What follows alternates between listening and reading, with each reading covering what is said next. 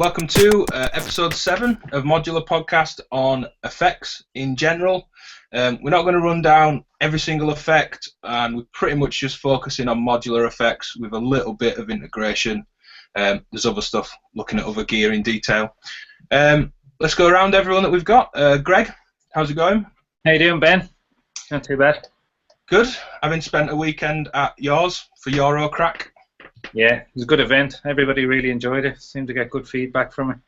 Yeah, really good. And I got some slating for mentioning tea cakes. It's wrong. I'm not having it. I'm not having tea cakes. It's the great debate. Never mind Sims. Yeah. New episode on tea cakes. It's a BAP. For anybody that doesn't know what he's talking about, is a BAP. Ben seems to want to call them tea cakes. If anyone wants to leave a comment, and it's probably a case of we'll get more comments on this than anything else ever, let's discuss tea cakes in the YouTube comments. So, Matthew, how's it going? Yeah, cool. Yeah. The surge is growing behind you? Yeah, I haven't added any panels this month. I don't know if you had it laid out like that last time, though. I don't think I'd seen. Have you got two in one case, or have you just propped them up? I've just propped one up at the back, yeah, and then I've got this TKB at the front. It's just so I've got that shelf underneath, so I can't quite get to it. But yeah, I want to make some kind of end cheeks for it, so I'm just debating what to do. So I'm going to have to change the power supply direction, because one of them comes out at the side, so I won't be able to put them on the side, so I need to do a bit of kind of DIY regards to that. I don't want housing in something. Yeah. Are you going to go all three, or just those two? Probably all three. I think that makes sense as a little system like that, really. Yeah, cool. And first guest, we've got Phil, Blue Wolf 7. Hello, how we doing? Yeah, good. What have you been up to?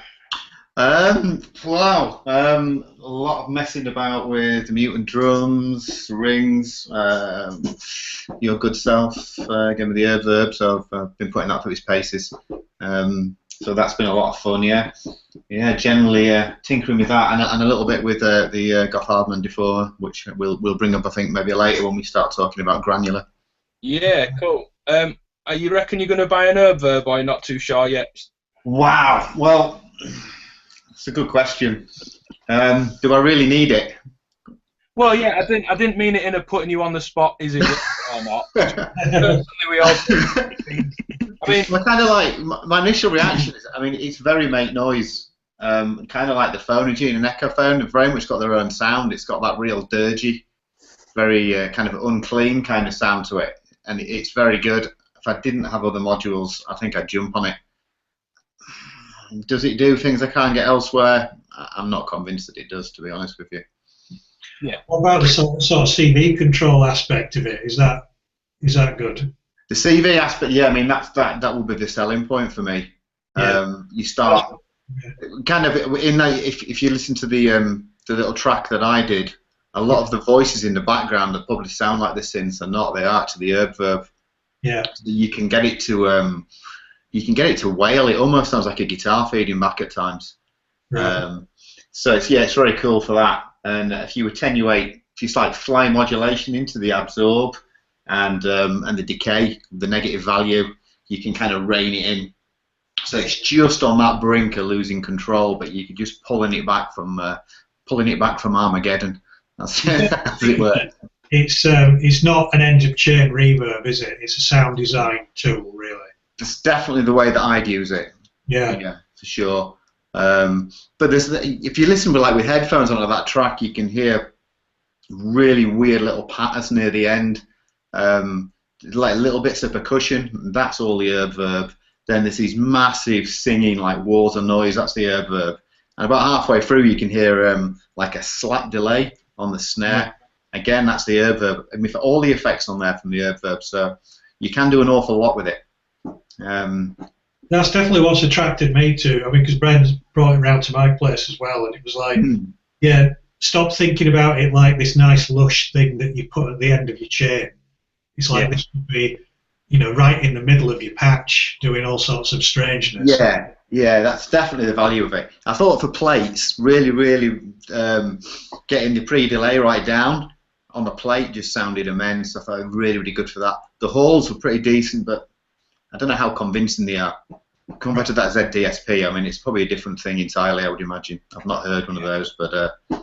it's a very different space, and it's not, you know, your lexicon at the end. It's a very different character, but I think, like Matthew said, get it in the middle or even the start of a patch or loads of intense CV, you can take it right through a whole range of stuff. I don't really know anything else can do so easily. Yeah. I found that if you fired very, very short blips of sound at it and allowed space for the Erbe verb to fill those gaps, it worked really, really well. As like you say, like a lexicon reverb that's kind of sitting over a drum mix or something like that, I think I'd probably go for something else, to be honest. Yeah, fair enough. Well, we'll come back to it. We do this all the time. We've rinsed the Erbe verb before we've even got there. Apologies. We'll come back to it. So, final guest for this one, Radek. How's it going? Hello. Yeah, all good. Well, have you been up to any certain modules poking out effects? I started Buchla recently, so got like first row. Wow. Yeah, it was really nice. So, what is that inspired by your time in Stockholm? Yeah, very, very much so. Yeah, because I played there with it was quite big Buchla system. Vintage Buchla is like the whole. I don't know what's the size comparison really. It was like several rows, whole wardrobe basically of Buchla modules.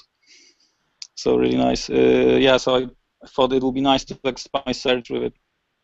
It's the Buchla delay you were particularly interested in, right? Yeah. I really like this. It's quite amazing. I wonder how I would love to compare it against the Sputnik one, because it's kind of based on it. It's 277. So having Surge and Eurorack already, what do you want out of the Buchla? Are you just going to get a certain thing, or are you going to just build a whole instrument on its own? Are you going to try and integrate the two? Initially, I want to integrate with Surge because of the banana format. Yeah. But also in Buchla, you have teeny jack, which is actually Eurorack cables work with it. So like mini jack cables work. Yeah. I'm just using stackables at the moment actually with it. So, but the idea was to use the modules that I didn't have in Surge with Buchla, like voltage processors and the delay. Yeah. I could easier find the delay in Buchla than in Surge. So yeah, that is quite difficult to find. Yeah, Don Morley was selling a WAD delay. Well, a whole panel recently. If you're desperate, if you jump at it, might be gone by the time this goes online.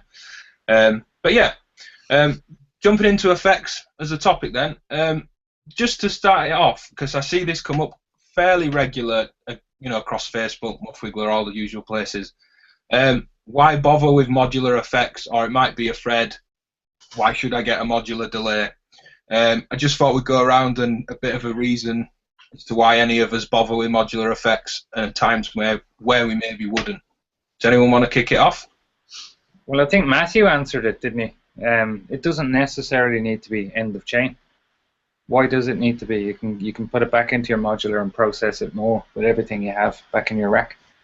Everybody talks about processing audio from your DAW back into your modular. You can process it with your filters or whatever you want to process it with. But you can do that with your modular. You can just you can go to your effects, and that doesn't need to be the end of chain. You can just keep going with it. Yeah, I'd agree with that. That's what it is in a nutshell. Yeah. Well, CV, I mean, the short answer is CV, and it's having CV over mix, CV over... I think there's a massive difference between using a DAW and automating a delay or a reverb swell and throwing some kind of random modulation at a delay in a modular system. I mean, it's the happy accidents, isn't it? That DAW sort of example is almost a why bother with modular in itself, isn't it? It's just different. But yeah, I think it's that it becomes part of that experience for either CV or live manipulation, which could be a pedal or rack gear, but it's there, it's hands-on, and I think it's just easy manipulation through CV. Not all of the modules have CV effect stuff, but most seem to. I don't think you find much that actually is different completely sonically to other gear. you're probably always going to find a plugin for a DAW that does a similar thing. Yeah. But yeah, experience and how.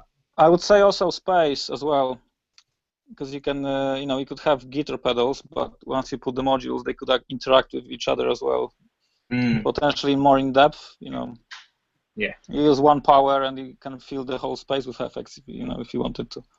Yeah, and that's a good point for traveling as well. If you're taking a briefcase system to a performance, it saves having pedals in your bag as well, or rapier, or other bits of stuff.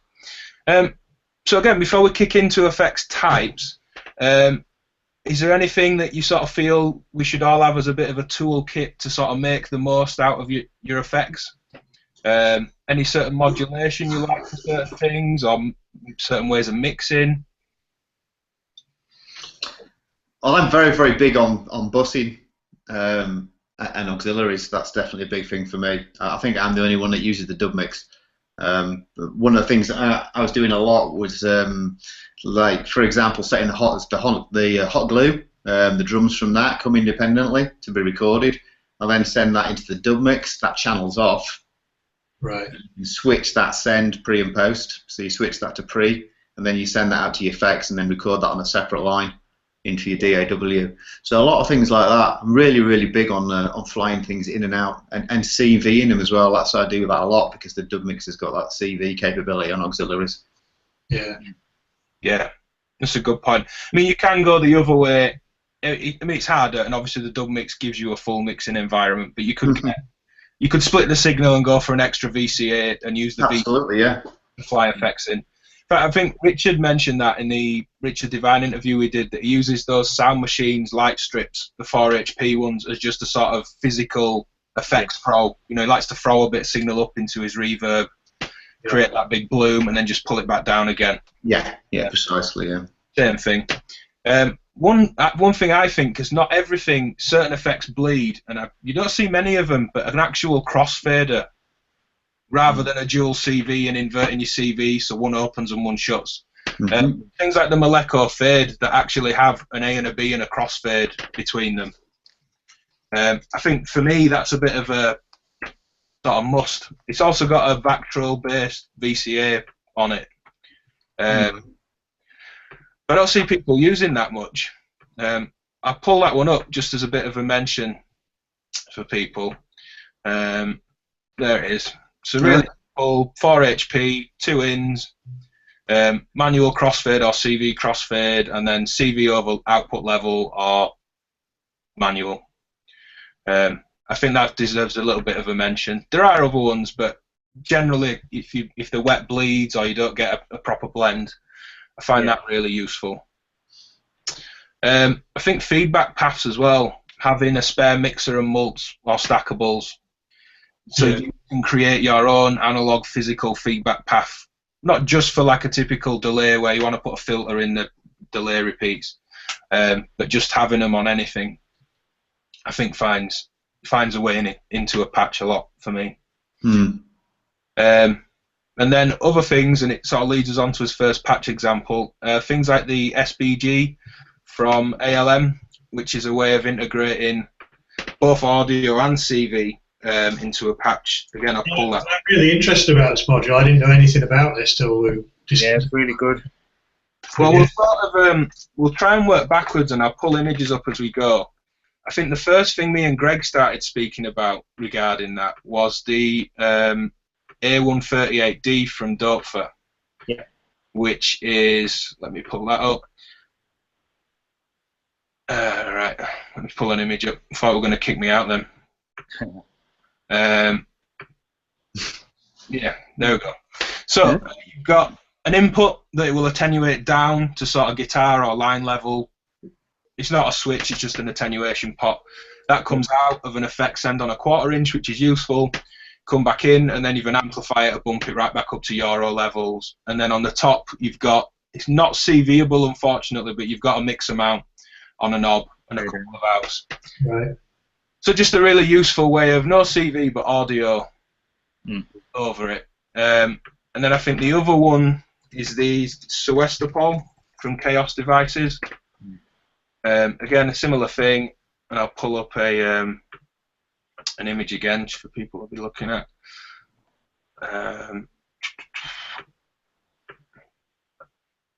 There we go.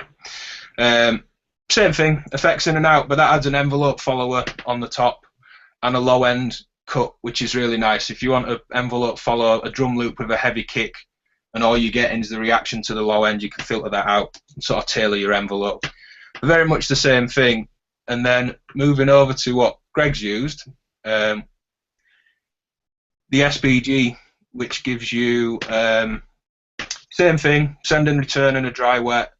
But this bottom part, you've got an expression input for your CV, and then it gives you a 3 volt and a 5 volt output that's all conditioned and tailored for expression. That's what I'm really interested in. I think this seems really intriguing, this. Well, I think it's pretty much a way of safely sending CV out to your pedals without breaking them, pretty much. You're going to send a floating ring out through those 3 volt and 5 volts outputs, and you can send it out to certain pedals. The one I use it with is really good because the Strymon Dig, it's a delay, digital delay.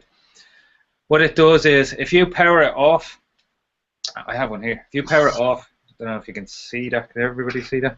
Yeah. If you power it off and you hold the tap button down, and then plug it back in while still holding the tap button, and then turn any knob on this, you can have CV control over any knob through your Express. Yeah, we tried it while I was over, didn't we? That's the first patch example, the SPG Dig CD, I think we called it. Yeah, I have similar thing on my Deco. Yeah. Right. Yeah, it's really nice to use with the with that module, the SPG. Yeah, I'll show people that quickly. I mean, I don't want to get into pedals too much because that could be a whole hour, 2 hours in itself. But yeah, sounded absolutely gorgeous, didn't it? And using that expression pedal in. Is it new one? I've never seen it before. The Dig, it's out a while now. I think it's about a year, just over a year old. Yeah, I mean, when we were doing that patch example, we were thinking about using it over time. But you obviously, like with a lot of delay, you get these artifacts and pitch bends as you sort of rag the time around. But we used it over feedback, repeat amount, and just use the Turing machine. And I'll pull. So that got a 12-bit emulation on it as well. Is it 2496 and then switchable to 12-bit? Yeah. And it has the ADM, adaptive delta modulation, which is this the patches that you've done before and the things on your Instagram. Ping-pong delay on it is really nice. Yeah. But it's really good to use with that SPG. If you're integrating pedals with an expression in, I'd recommend picking up one of those. Yeah. So this was this is the patch picture for that one. Another just side note, as we often do, drifting in and out of the topic. First time playing on the harmonic oscillator, which was absolutely stunning. Yeah. And that's the input here with harmonic tilting, the center and the band sort of moving around the different harmonics. Into another one that I was surprised how much. Well, not surprised how much I liked because I didn't think it was bad, but the WMD multimode VCA, the saturation on it's gorgeous. My favorite VCA. Yeah. So we were just striking that with a maths envelope, nice short exponential envelope, with a sequence from Metropolis, sort of triggering, and then use the Turing machine with the voltages expander. And I think we only had a couple of the steps up, so just every now and then you hear the feedback burst in and out, and then it tightens up to a single repeat. He certainly made the whole experience, like we were saying at the start, feel very modular. As daft as that seems, because obviously you're not patching into the pedal, you're going into the SPG, but it certainly felt the same. Felt nice and interactive. I mean, when we first discussed doing a show on effects, I wanted to do something a little bit different because we could all go down the kind of predictable paths, you know. Yeah. Just work normally with delays, but people always ask the question, it always comes up, integrating pedals or integrating external effects with your modular. So I thought this was an interesting way that not many people seem to know about. Well, the other obvious one, I guess, or maybe more obvious one when you first think CV, is CV over dry wet. would have worked really nice. And also CV over the second delay, because its time's always a division of the other one, so you won't be able to send the delay out of time once it's sort of tapped in. Yeah. So that was really good. Moving on to actual effects types then. Should we start modulation? Chorus, phasers, flanges. You don't see many flange effects that I can think of. Am I missing any? Has any come to mind? No, T-Resonate, is there a T-Resonator equivalent, Jomox one? Yeah, there might be. They might have made a rack version of that actually. Yeah, I think they might, because I have the old T-Resonator, and it has several algorithms, and flanging is one of them. I think if the new one, it seems like it has just a few more CV inputs. Yeah. So it might have the algorithm for the flanging or chorus. The only one I can think of, and I've just pulled that up, is Effect 6, which there's no CV. It's basic, like a lot of effects, and this chip will come up a lot. The FV1 spin chip, which a lot of modular effects and pedals are based on. Stereo in, stereo out, and it's got a flanger on it. Basic, cheap multi-effects. I think they're only about £70–80, certainly under £100. So a good way of adding a bunch of stuff. But in terms of flange, that's the only one I can sort of outright. The Erica DSP, the Black Hole DSP, has a flanger on it on the second bank, delay into flanger. But if you turn the delay down, you can just kind of get the flanger. Yeah. I mean, I don't know, to be honest, if I'd want one. If someone just made an 8 HP flanger, it's not an effect I think I personally desire in many instances. There must be one in the Owl as well. There's lots of guitar effects.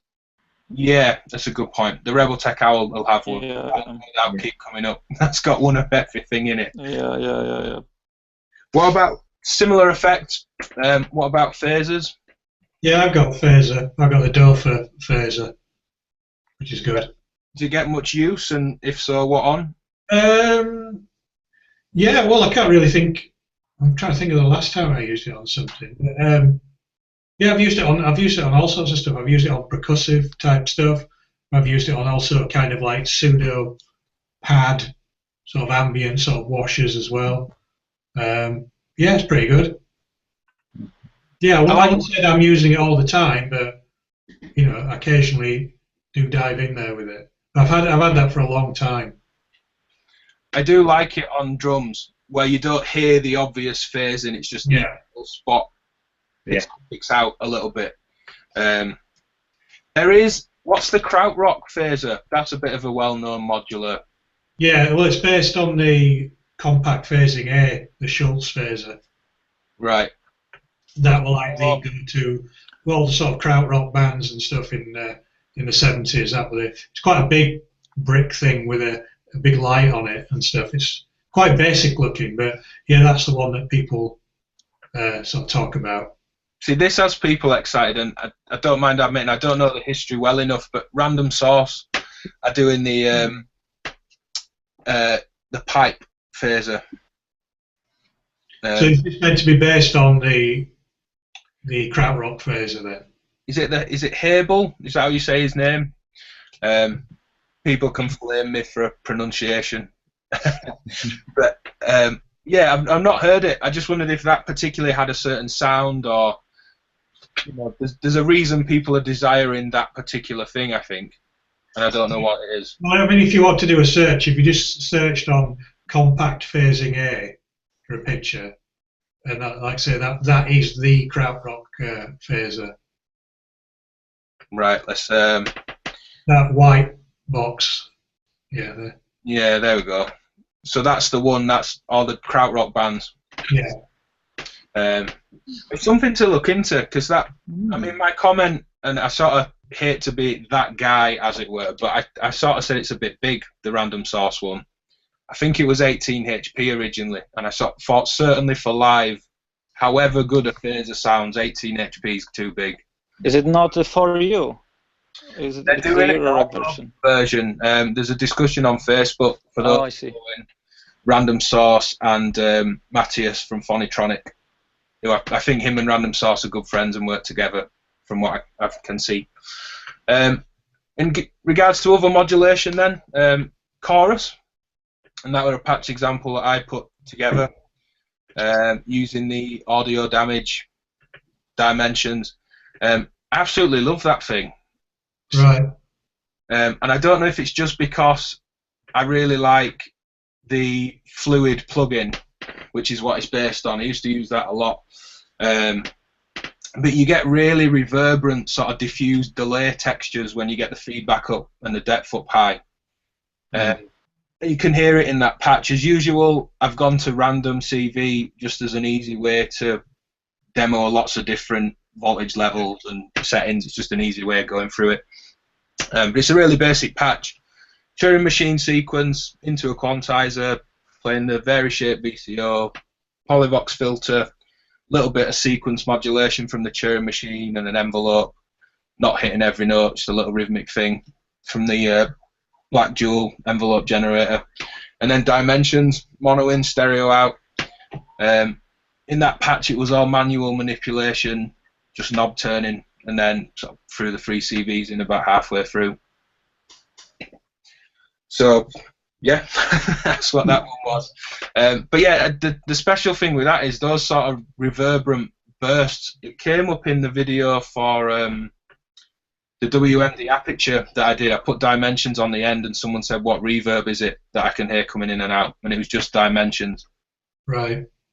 So I think you'd all really like that. Whether you're all chorus fans or not, you just get these odd little bursts of texture after the note, which works really well. Anything else chorus-wise? I can't think of much other than the sort of multi-effects. Rebel Tech Owl. Is there now like the DIY version of Juno chorus recently? There is, yeah. That's a good point. There's the 106 chorus being remade. Super deep. I think we mentioned this a few times back. It's like 98 centimeters deep or something. Wow. Oh wow. That is big. Wow. And it will only, I think they said it won't fit in the Dopefer case. It's the deepest case I've got, so I can't try one out. I think it's true to the original in the board and the whole design, and I know Tyler at WMD had brought it up in the show that he was on, and he'd said, I've asked them to do an SMD version just so I can have it. But I think that's why it's so thin, because it's just a super deep board off the back of a 4 HP module. Right. It sounds great. They've got some good examples and things. But yeah, moving on from modulation, which are obviously all short delay-based effects. People can look up what they actually are if they want. To actual delays. Any sort of favourite delay modules from anyone? I think the big battle on muffs, wasn't it, was the Echo phone and then the 4MS dual looping delay. And a lot of people were talking about that, saying, do I need an Echo phone once that comes out? In my opinion, yes. They're completely different. Yeah, there's no... It's apples and oranges, isn't it? It's, the 4MS is... When you brought that 4MS round, super clean, just gorgeous, crisp digital delay. Obviously does all the really cool resonator stuff, plenty of CV, and obviously the sound-on-sound looping. But then the Echophon's just got a character. Like you said about the Erbe, it's just make noise. It just does this thing that's cool, and I don't know, the freezing and the pitch control on the Echophon, they're too different for me to try and just pick one.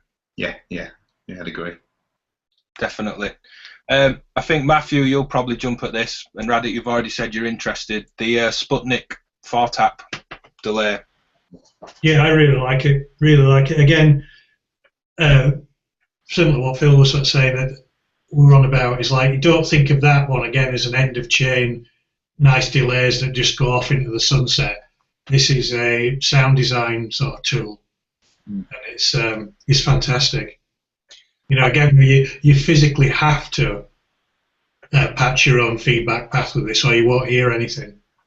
Yeah, I'll pull it up so people totally can see. Hands-on. I know someone had sort of said when it came out, I'm not getting any sound from this. It's not repeated. And I certainly had a minute of that as well when I first plugged it in. You've got your 4 different delay taps, so I thought signal in, great, I've got a mixer. took my sound out, and the delay was short enough for me to just think I can't hear anything. But there's no feedback and there's no mix, so you get two crossfaders. I guess the obvious thing is crossfade between two different delay times, and then use the other as a dry-wet mix. And then you've also got to use one of the mixer channels as a feedback path. We mentioned at the start feedback paths being a real sort of powerful thing for any effect, but I think because you have to do it on this, you need to be a bit more creative, I think.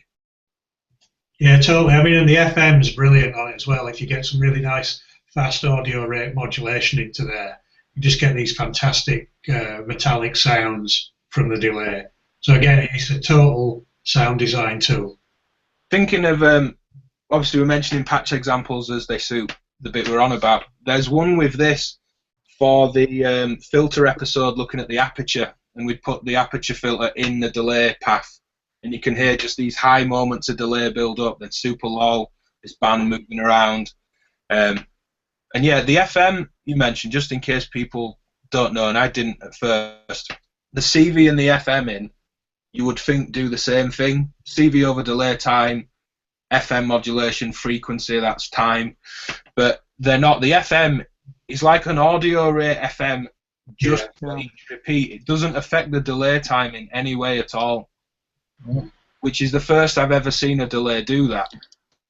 Yeah, it's the same. It's basically based on the Buchla 277, and you have the audio jack in there. It's no CV, because you can tell in Buchla you have either banana for CV and then teeny jacks for the audio. But the nice addition in here is the crossfader. On the Buchla one, there is no crossfader. Yeah. Taking two out for stereo sounds amazing as well. Especially on thick droning inputs that aren't short and percussive, you get some really nice movement. But that FM thing, and we'll probably end up doing a shows on delays and probably each one of these topics as we go on over the next few months. But yeah, just having FM on that delay, it'd be good to hear it with a Buchla if you're going to get some, Radek. I'll encourage you to buy it so we can check it out. I would like to pop into Matthew's maybe with Buchla or the Sputnik. It would be nice to try them. Yeah, definitely. Well, certainly putting them against each other would be cool. What about the sort of PT-based delays? Is it the 2399 chip? It's quite common. Do we like them? Do we not like them? Yeah, I do. I like certain iterations of them. But yeah, it seems to be that thing that I like the idea of people keep going back to that and bringing something different to the party. Really, I mean, I've got the Echo, which I really like. Yeah, the Synfratech ones, the DLY, that just has an extra CV in, or an extra couple of CVs, and the Echo. I think they sound really good. And also at Super Booth there was the Bafako Crush that we got a good demo of. I really, really liked that. I thought that was really. They definitely brought something different to the party with their design. I think they called it a digital junk generator on the video. They'd really embraced all that noise when the chip's breaking up, and they put a hard limiter on the end just so you could really smash that noise through. It was just like a total sort of glitch machine. It was really, really good. Is there two versions of it? Because I think I've seen it was like version 2 or something, or is it? I know it came out it didn't actually out yet, and this sort of going to print, as it were, but it was available as a DIY kit when you went to one of their workshops. Yeah, this version is the one we saw. Let me screen share again. That was it. So delay time, slow, crush, noise, fast delay time, feedback, CV over everything, switches in and out for the limiting and things that they brought into the circuit. You could sort of gate it on and off. 2 inputs, a wet out, a mix out, facilitating a feedback path with that wet out as well, and the second input. So that saves a mixer. And the into volume. So actually you'd only need a cable to whatever you wanted in the feedback path and back again, having the extra volume of things. But yeah, really, it did all the sort of faster, cleaner delay stuff the others do, but they'd really embrace the noise. Yeah, I mean, again, I'm looking forward to this one. I could definitely keep buying delays for the rest of my life, but I really do like that, what they've done with it. I think it's really is that bit crushing then? When you slow it down, when you're taking it counterclockwise, is that bringing in like some sort of bit crushing or something? Is that no, it's the... Is it just like the aliasing of it and stuff? Is it just the really... I don't know how or why, but I think it's a part analog chip that's digitally controlled. I guess a bit like a DCO is an analog oscillator with digital control. Or it's certainly, everyone says it has an analog sound, and I think it's part analog in the circuit, but the chip basically can't go slow enough. So when the delay time gets so slow, the chip starts to break up. And usually on most gear, they're seen as sort of dangerous ranges or out of use ranges, and they just, rein it in with the resistance of the pots and things. But they've really just let you go to town on this thing and the chip. You'll have to check it out on this Infratech delay or the Echo as well, or any of them, any PT delay. It's not bit crushing or downsampling or any like clever effect they've added. It's literally this chip. Yes, it does. It just gives up, doesn't it? But in a brilliant way. It sounds right up my street, does that? Yeah, they're really good. They're addictive. But again, it's back to using them as sound design pieces. If you're approaching it thinking, I want this fantastic delay to drift away, forget it. Go elsewhere. But if you want something that's going to be, it's just going to give you that kind of different edge. Yeah. Fantastic. Yeah. We've got a couple of delay patch examples. Radek, both you and Matthew, we'll start with yours, Radek. You were using the Modcan dual delay. Yeah, I love it. It's really nice. Yeah. I know. I wonder how it stacks against the 4MS one, because I think that it's also really clean. Yeah. But the cool thing is it has a filter in as well, which is really nice. Is the Modcan all analog? Is it BBD chips or is it a digital delay with analog? I think it's all digital. Yeah, it's digital, but I think the filters analog, but the delay is digital. Yeah, I think the filters are analog. It's always sounded great. I mean, you've gone for quite a dense patch, Radek. What's happening? Do you want to talk us through it? Yeah. So basically, delay-wise, I'm just using it as aux send with the planar or planar, IntelliGel. Yeah. So I'm just sending all the audio through the delay and then back through the filters as well. I think I had it clean as well as through the DMF2. Yeah. And yeah, so I was modulating it heavily, so I think it sounds really nice once you heavily modulate it. So like use CV over both delays and the feedback. And I have it next to Modcan Quad LFO, and they work really nicely together. It's like really nice pairing. Yeah, it's got an almost sort of tape-like texture to it when the sort of feedback's trailing away in the distance. Has it got different modes, or does it always sound like that? It has two modes. I'm using mainly clean mode. It sounds almost granular, but the pitch mode. I don't change the time when I use the pitch mode because I don't find much use of changing the pitch. Yeah. With the time, it doesn't work with at least with the style of my patches. So is that selectable? You can have that sort of pitch bend effect. Yeah, you can select each of the filters. It's basically two filters, and you can select which one is what. In which mode, if you want to send it to the filter or not, or if it's out of the filter. And you have also switches for each of the modes. So each filter can be either short, mid, or long. Yeah. And then you have also the mode where you can route them in. So you have like a cascade of delays. So like one goes through another. Yeah, whether it's in series or parallel. Yeah. Mono or mono or stereo. So it's like really flexible. Yeah. Oh, and it's amazing delay. I think it's like the nicest delay I have in any of the gear I have, really. It's just you can just run it and it sounds amazing, basically. I'd second that. Yeah, certainly for. I mean, I don't have the 4MS one, which I've been sort of eagerly looking at, but just from we've been talking a lot about these particular delays being either like sound design pieces. Well, that can be, but this one is beautifully clean as well. If you just want things to drift off forever, that is one for that. Again, I'll give it a picturing in case people haven't actually seen it. And it's really cool in the short mode as well. Yeah. Once you, like, modulate it, it's it starts screaming. It's really good. Are those two red buttons tap tempo? Yeah. Yeah. And you can send it to clock as well, so it just clocks to tempo. Do the You can change the time to the clock, or you can do the tap tempo either way. Yeah, I was going to say, do the time knobs become divisions of the clock speed? The filter is absolutely fantastic on it as well. It really is. It's not just like a bonus afterthought. It's a great filter on its own, really. But there is also, I don't know if you've done it, Radek, and I can't remember how you do it, but there is a secret mode you can go into on it. I remember something. So you can make it really long. Yeah, you can. It's like a minute or even more delay. And I might have done it on the very start once I got it. Yeah, but it's one of those where every time it comes around, it becomes more and more super and super degraded. So it ends up just being like some square wave sort of sound, Yeah, just mush. That's cool though.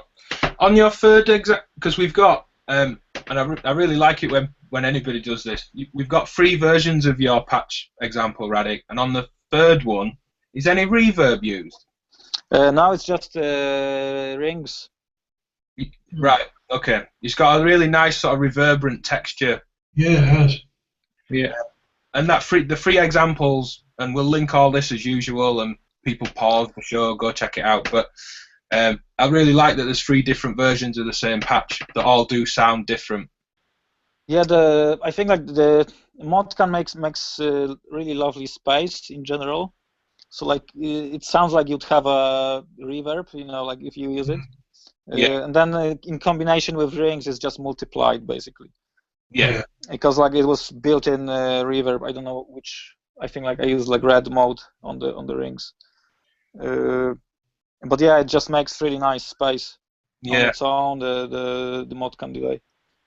We've got your example as well, Matthew, with it. Is that more of an end of chain?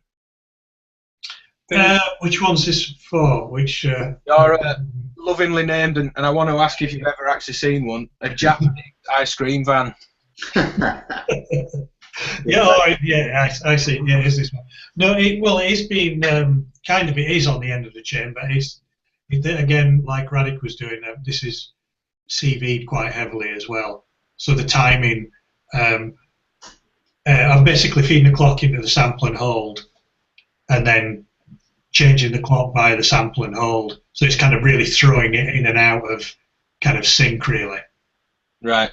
That's what's kind of causing this odd wobbling, kind of melted sound. And is that the sound of a Japanese ice cream? Oh, yeah, definitely, yeah. You have to run after it really quick. Yeah, cool.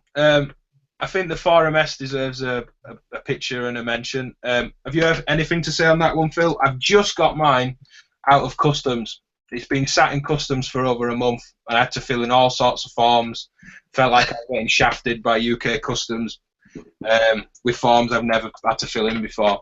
But so you actually got hands on then? Has it arrived yet? You got it there? Still in the box. Yeah. Well, we're in Dublin with Greg, as I mentioned, and then I've come back and have a few parcels to get to and things. So I've nothing to add about it really.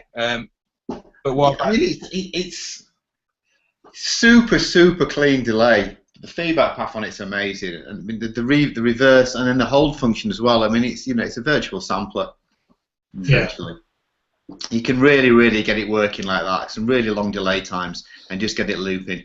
And kind of set it around sort of like 95% on that feedback, and you're getting that kind of like tape effect where it's just looping and taking a very long period of time, but it is drifting off into the distance. I think it works wonders like that. What I really like, and I saw it again, picture there. I'll see if I can zoom in on that feedback path. You can see that they've dedicated a bit of the knob bigger than the rest for that. That's right. Yeah, you get it to bloom. Yeah.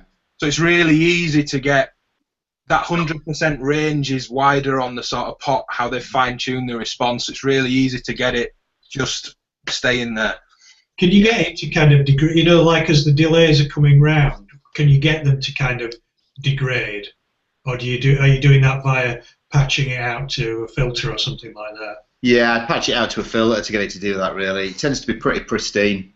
Yeah. So you need to, so to get a tape simulation, as it were, you're going to throw it out to a filter. Yeah. One that I think would work really well, and as we just saw, mine's still just in its box, but the Optodist, the Vactral distortion, which will come onto distortion, but that and a filter is really cool in the delay path. I've been doing it with a Sputnik, which does have a bit of character, and I don't mean in a bad way, but the DLD doesn't. It's super clean, which is the advantage of that thing. But yeah, a little bit of distortion that's increasingly distorting and a filter. You get some really cool stuff. Well, yeah, moving on to delays, the next sort of obvious one is reverb. Anyone a fan of real old spring reverb? Anybody use any? Oh yeah, I love spring reverbs. That was the first effect I bought in my modular, just because I just love that sound. I've just got a sort of smaller tank. I've not got what you guys have got, but even so, that just sounds great. Yeah. I think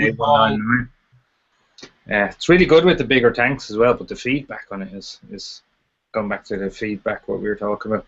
The feedback on that is what makes it really good. Mm.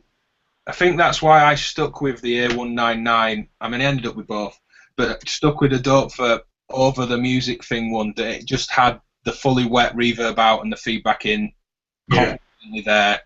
I pull an image up of the default tank and the module. But both me and Greg have got a bigger tank. I'll see if I can grab one. Interestingly, the bigger the tank, it's not necessarily a longer reverb. Yeah, I mean, that's what I didn't know at first after doing research with it. A bigger tank than that here. Yeah, it's like tank envy now, doesn't it? You know, I've got a bigger tank. Yeah, we can play show and tell. I've got some to hand here. You probably have as well, Greg. But yeah, that's the module and the tank, roughly the same size. Yeah. Typical boingy, raspy, sci-fi, but then the 19-inch one compared to that. Funnily, that's got 2 springs, hasn't it? That's got 3. Yeah, these springs are tighter than these as well. Yeah, much tighter. This one sounds like a sort of stone room, or like a tiled room. Yeah. Doesn't sound necessarily any longer. I sort of thought, oh, this is 3 times bigger, it'll be 3 times Yeah, that's what I thought. And it isn't. I don't quite know why, but that's definitely not what it is in experience of it. I'm sure somebody will tell us in the comments. Well, when they stop talking about tea cakes. Yeah. If they stop talking about tea cakes. I mean, there's obviously no mistaking a spring reverb sound, but I just love where that space it just puts it in. You know, just it's that dark, murky sort of sound. If you keep the input level down, they don't do that like laser boing effect as well, which is a nice way to get away from a super obvious sci-fi movie, so kind of retro thing. You've also got the Accutronics brick on the music thing one, aren't you, Matthew? We've both. Yeah. Well, I decided to get that one just as a DIY build, just something to do really. But it's obviously got the option of having a conventional tank attached to it. But I just decided to go for the Accutronics brick just for a different sound. Yeah. So I don't really think it sounds like a spring reverb, but I'm quite glad in a way because I have a spring reverb, so I wanted it to be something slightly different. But it's just a good effect. I do like it. I use it a lot. Funnily, I was going to say I think it does sound more like, well, certainly more like a spring than I thought it would. Yeah, perhaps so. I mean, but if I put them side by side, there's absolutely no way I'd be able to sort of not guess that it wasn't there. But I do like what it does. It seems more spring-like than some of the spring modes on pedals I've used. Yeah. All right. It has that sort of, it does have a bit of that boingy resonance to it that you associate with the spring. But I think, like you said, it doesn't, maybe where you're saying it doesn't sound one, it doesn't have that like murkiness that a real spring does. Maybe that's it. But you can see on that image, that particular build's got the RCA connectors on the front. You can send that out to anything, but you could just plug a tank in the front, swap the tanks out really easy. Yeah. That's cleaner than the A199. Definitely a cleaner reverb. Less noise bleeding in. I mean, I had a ton of problems when I got my Dofa one first. I just had to have it on a massive extension lead away from any sort of power source, or I just got it completely humming and feeding back with tons of hiss. I managed to kind of isolate that now. Yeah, I managed to in mine, but it did depend where it was in the case or just get it out. You couldn't have it anywhere near a case, it would just freak out. In fact, at one point I had it wrapped in tinfoil, which seemed to work. Surprised you didn't dangle it out of your window. I know, if I'd have had a lead long enough, I think I would have done. Like a wind chime. Yeah.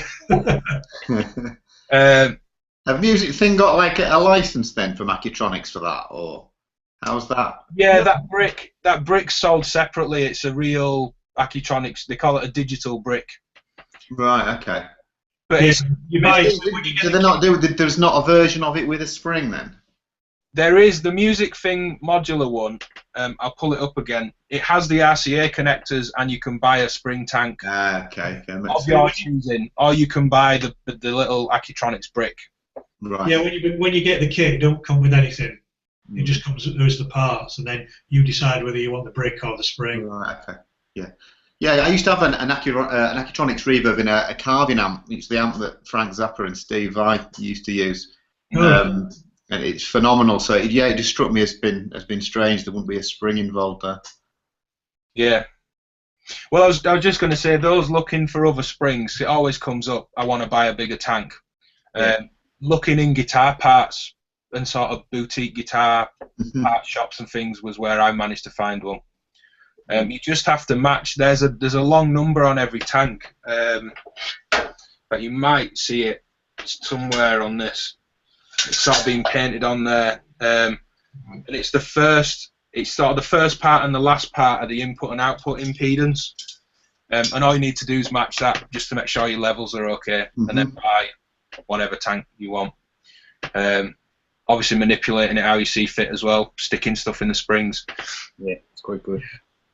I like the idea of an IntelliGel spring ray as well, just to switch between a couple of tanks if you've got them.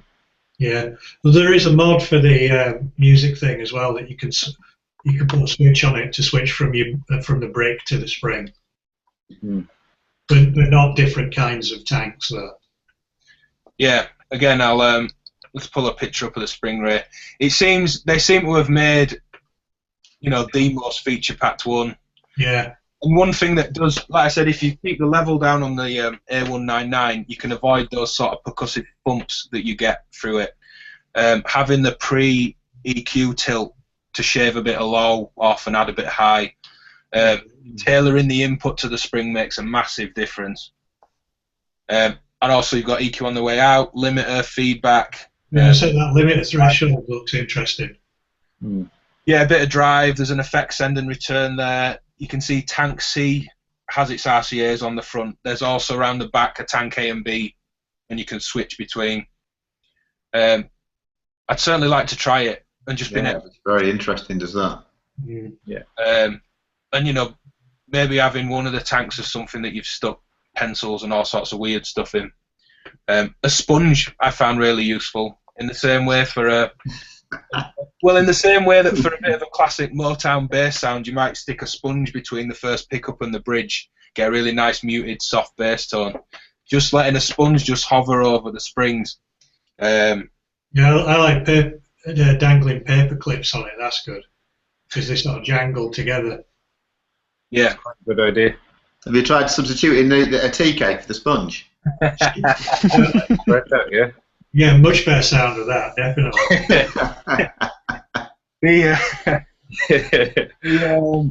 The paperclip thing, is that like the equivalent of making your own sizzle cymbal? I don't know what's that. Usually a ride cymbal, often used in jazz, that has rivets in, but you can dangle a chain over it to get that sizzle of metal clanging together. I guess that's the spring reverb sizzle cymbal. Yeah, it just rattles a bit more, that's all.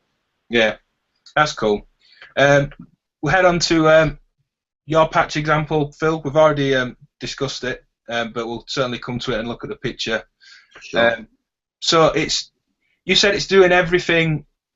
I mean, it seems obvious to me, like I said, the Erbe Verb's mine that I've lent you, so I know the sound of it, but I don't think it's so obvious for people that maybe haven't played one, that it will go from absolute growling sewer monster of a drone to sharp percussive plates and plucks and... Yeah, it definitely, and it's very, very quick as well. It's very, very responsive. On the actual example, the first part I'm actually playing it by hand, and then I patch in there's modulation from the Octa controller, and size is coming from the second channel on maths, I think, from what I remember. The same with rings as well. I'm kind of opening rings up and stuff into that. But yeah, that flipping straight from a really tight plate into a massive hall, and then getting that pre-delay, dialing the pre-delay to about 50% and bringing the size all the way down, gives you this wonderful kind of like slap back, which I kind of use on the snare in certain places. What's really cool with it, for those that haven't tried it, or those that can go check one out, or just grab one, because I think most people will really enjoy it, is clocking it, which you are doing from the circle on. And that's then right, yeah. Pre-delay then becomes a division of the clock. So if you've got, if you've got a quarter note percussion line and you want every offbeat eighth note to have a burst of reverb on it, you just clock it and move the pre-delay around, and your little splashes of reverb perfectly in time. Yeah. It's almost like going through a fully wet delay first, because it takes a while. The pre-delay sets the time away from the input before it's going to sort of burst with whatever reverb setting you've got.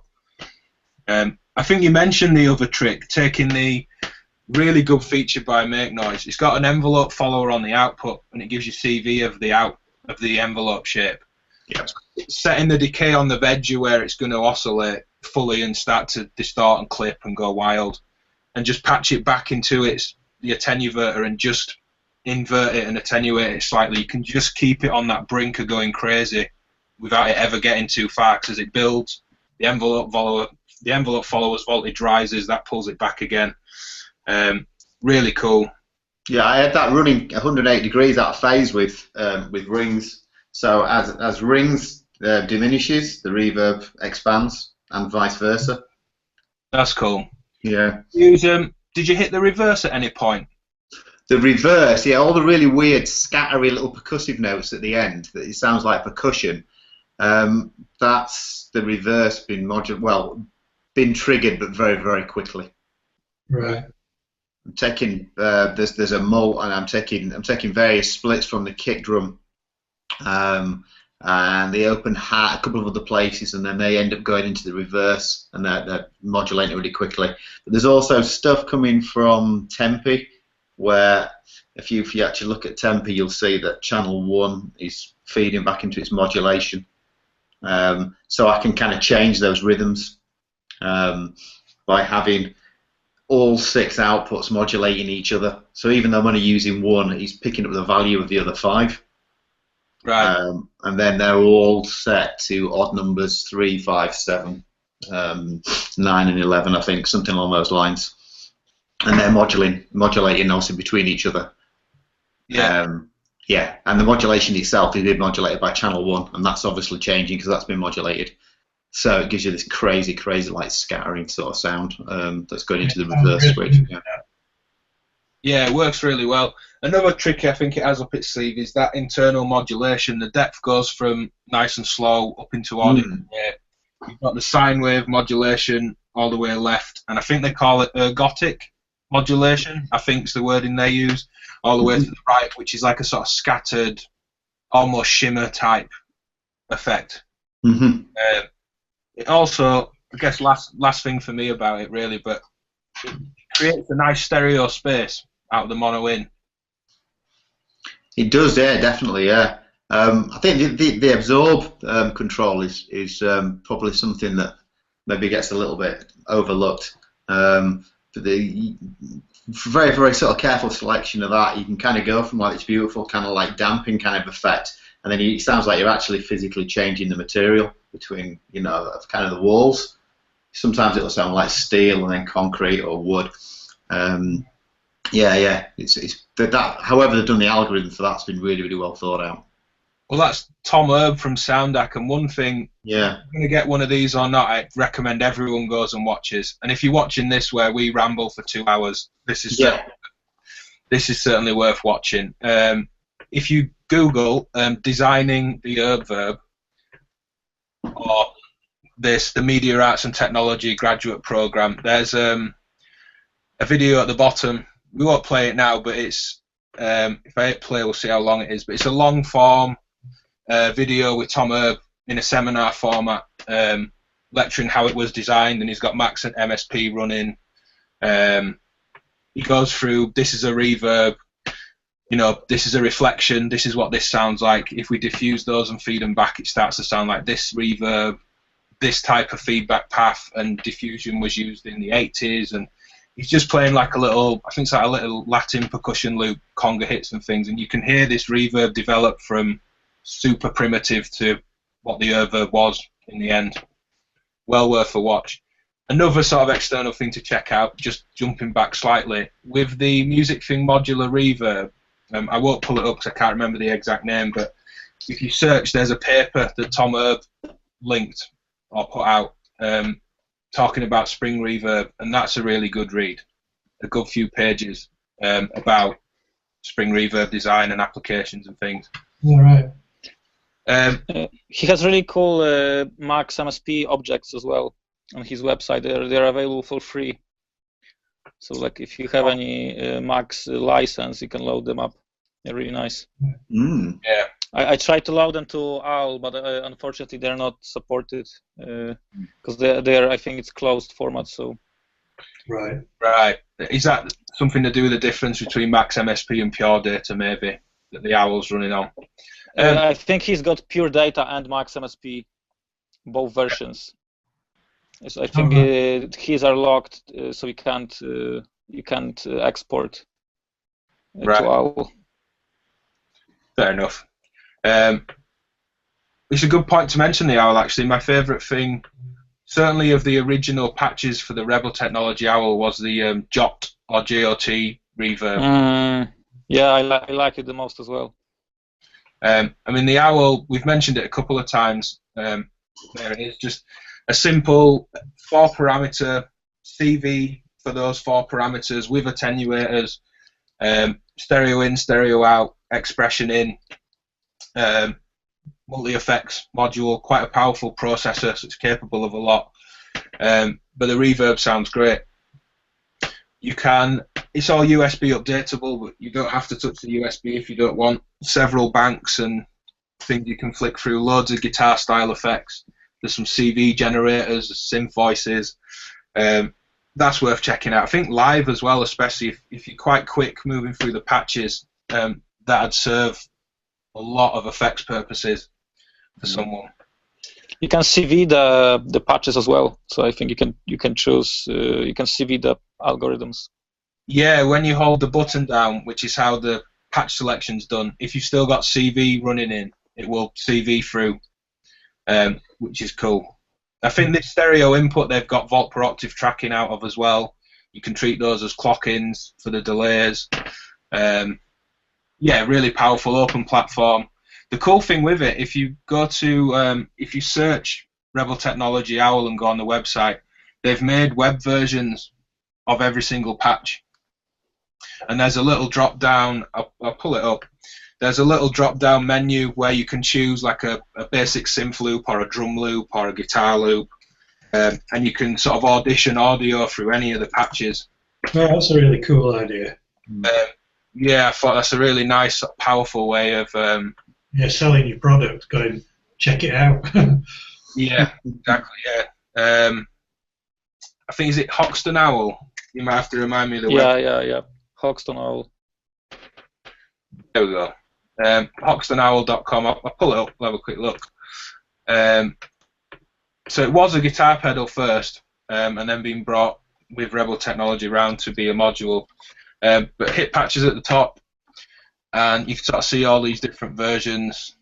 Kick drum generator, freeze, harmonic oscillator, groove boxes, a waveguide clarinet, which is a bit of an odd one, I guess, but that Vosim oscillator, I think that's what one of the algorithms is on the Laquelic Iteratas from Noise Engineering. Yeah, let's find a basic, scroll down and find a basic reverb or something. Weird phaser, let's have a look at that. So you go in, you've got this version, you can choose audio drop. Let's have a quick look. Jazz guitar. Don't know if you can all hear that or not. So you get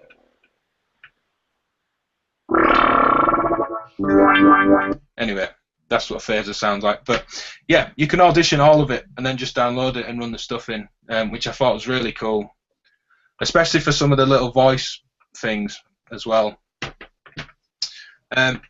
Final sort of thing for reverb, I guess, unless anyone's got another one. The tip-top DSP, the Valhalla reverb. People may have noticed the Yamaha CS15 sat here. And I said as you dipped out, Matthew, that I've got your synth now, I don't need you to come back in. But we were running that through the halls of Valhalla earlier this afternoon while you were around. It sounds absolutely stunning. Is anyone using Valhalla plugins or anything, or checked out the DSP card? I've used some of the plugins. Plugins sound gorgeous. Yeah, Sean Costello's done an absolutely stunning job with a reverb. I think hands down the best reverb I've ever heard in any format. I'm so impressed. I'll second that. Really? Sweeping comments. Yeah. Yeah. I don't know. What do you think, Matthew? Just on a quick, you only heard it briefly this afternoon, but Well, yeah. I mean, put it this way: I brought this monosynth around for Ben to borrow.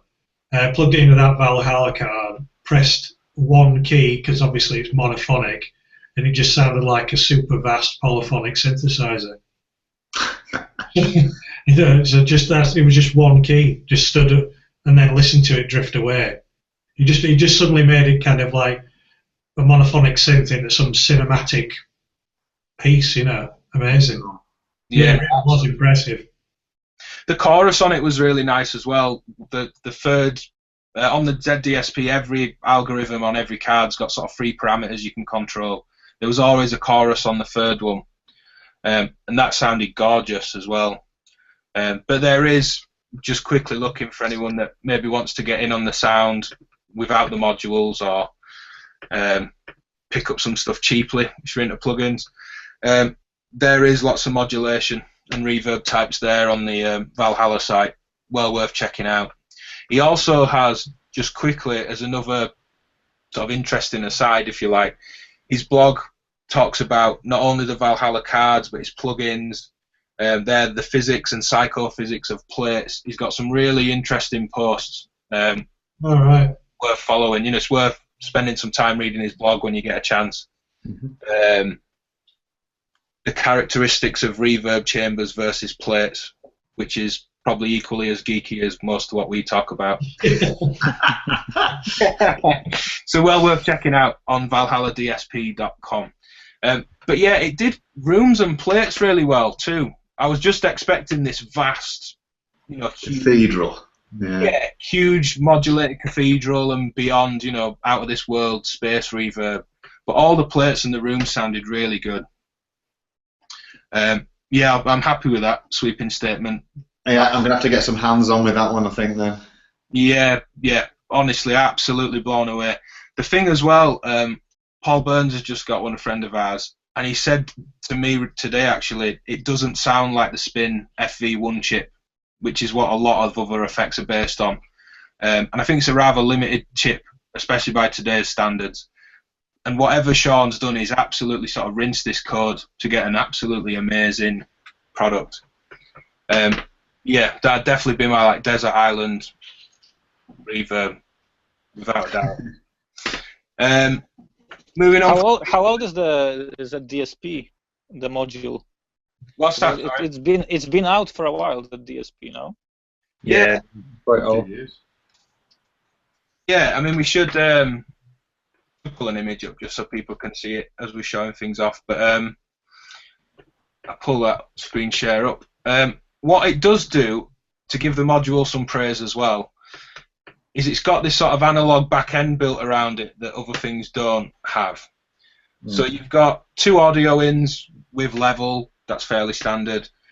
Feedback control with CV over the feedback control, and that's an analog feedback, running the out back into the in, regardless of what the controls are on the card. So when you've got a delay card, like the Dragonfly delay that comes with it, which again is a great delay, that has a feedback as one of its algorithms, like most delays would. But you've got this analog feedback on the module as well, regardless of what the card's doing. You get the feedback out, fully wet out. You get the outputs affected by the mix, and there's voltage control over the mix. Voltage control over internal feedback. You've got a separate feedback input if you've processed that feedback out and you want it to come back in. You can trigger RCV over the 8 programs on each of the cards. It's really sort of rinsed that chip, I think, and everything you'd want. It's sort of most of what I was on about, getting the most of effects with a crossfader and things, are in there. Really impressed. And built like a tank, I would imagine. Oh yeah, yes, super solid in your hand, yeah. Yeah. I've got a few Tip Tops modules, and they're all just so solid. Yeah. It was great, and all the Dragonfly delay, and there's some new cards coming with sort of pitch shifted and diffused delays, which are really nice. But literally hearing that Halls of Valhalla, especially today, with a sort of mono synth sounding like this huge cinematic poly ambience thing, really blown away. I highly recommend checking it out. It's a bit of a big one in terms of space, but yeah, it's definitely worth it. You're in that sort of nice realm as well of new cards only being £50–60, so it feels like you're getting an extra module for cheap. Mm-hmm. You can obviously go the Rebel Tech Owl route and things like patch blocks where it's just free community programs as well, sort of bonus modules for free. Yeah, I'll shut up, but that honestly is. we've all got our wallets out, Ben. I know. Yeah. Have you tried other cards with the different effects? Yeah, the grain de Folly is really nice. Radek, you've created, and I always break these off and ruin it, but you've created the seamless link between the next topic, which I'm going to bring up granular. But the grain de Folly card is cool. It's sort of nicely scattery, diffuse, granular. It's not really sort of clicky and accurate, for the want of a better word. But it does create some nice sort of scattered granular textures. There's the Dragonfly delay is really nice that comes with it, and I have a few prototype new cards as well, like I said, with diffused and sort of pitch shifted delays, which is nice. I haven't tried the Bat Filter or the BitRock card, which are 2 external companies' cards I don't have, but I'll certainly be picking them up now I've got the module. A bit like the Owl, you can buy, I think it's called Numbers, a little sort of card burner, and you can buy blank cards and burn your own programs in, and there's several online already. So yeah. Well, seamless link broken, but we nearly did it. We'll move on to granular. What's anybody using for granular stuff? Does the obvious one? Everything. They're using. I've got like phone machine, which I'm using for the PA Schaefer kind of music concrete kind of like stuff. I'm using Clouds, and I'm gonna have to bring this out at this point. Why more people? Radek lost one of these on a train. Yeah, I have it stolen. Oh no! But the beautiful thing with this is that this comes with this. Can you see that? Yeah, all the CV in for it. And it's just the best granular kind of stuff I've heard. It's absolutely insane. So yeah, support Fleming in Denmark and go and buy one. Amazing. Let's delve into it. So it's essentially, I mean, one way you told me what it was. So we don't want to focus too heavily on outside modular, but sure. With all that CV in it, it sort of can't be avoided, and it can be a completely integrated audio and CV sort of. Yeah, there is a Eurorack expander for it, so you can patch. Yeah, it doesn't have to be in this unit I've shown you. You can actually get it. I have it actually there. Oh, Radek, you've got the expander, but not the unit. I feel horrible for you. Yeah, it was nicked, so yeah. It's actually passive module. It's powered by a serial port. Right. Yeah. So yeah, it's really nice. So what you mentioned, I have it for sale. You mentioned it for granular fill. What is it? A sampler, an effects box? How would you describe it? Yeah, all of those things. Very much sort of like time-based effects. A lot of delays. There are reverbs on there, but they're all delay-based. They're not really proper reverbs. They do sound incredible. And then you've got like a simple granulator, and then there's a double granulator on there as well. Which I was chatting to Fleming the other day. Actually, we're looking. The kind of way the unit works is there's 2 buses in and 2 buses out, but on board there's 4 buses, so you can place your effects and any incoming audio or any samples on there onto different buses. And we're looking to split this double granulator so that you can have one side on one bus and another side on another to try and get some really, really kind of crazy sort of stereo effects. The list of parameters, I mean, you just need to look it up. It's so in-depth. It's just absolutely crazy. Wow. Well, with all that CV, 4 CV ins with attenuators, it looked like. A true integration with everything else. I think that's quite probably like the most innovative thing about it, that you have CV control over the box. Like external box, no one seemed to do it. Which is quite strange. Yeah. Yeah, I guess in some ways it's like an Octatrack. Yeah, I mean the comparison's been made a lot by people between the Octatrack and when you get them side by side, they're radically different. There's some similarities. They've both got like the Echophon DLD debate that you can sort of see why it's mentioned in that they're both delays, but they're really not. I think when we talked with Phil about it, and I think comparison to mono machine is more accurate rather than.